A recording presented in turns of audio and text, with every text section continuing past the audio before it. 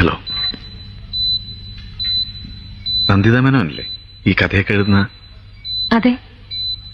നമ്മൾ തമ്മില് മുമ്പ് കണ്ടിട്ടുണ്ട്, അന്ന് ബേക്കറിയിൽ വെച്ച് കേക്ക് മാറിപ്പോയിട്ട്. ഓ, ഞാൻ രാജീവ്, അഡ്വക്കേറ്റാ. ഇന്ന് ആഴ്ചപ്പതിപ്പിൽ കഥ കണ്ടു. പേര് കേട്ടിട്ടുണ്ടെങ്കിലും ഫോട്ടോ കണ്ടപ്പോൾ ആളിന്നാണ് മനസ്സിലായത്. പിന്നെ വളരെ യാദൃശ്ചികമായിട്ട് ഇപ്പൊ ഇവിടെ വെച്ച്. ഞാനങ്ങനെ അധികം എഴുതിയിട്ടില്ല. പക്ഷേ എഴുതിയതൊക്കെ മനോഹരാണെന്നറിയാം.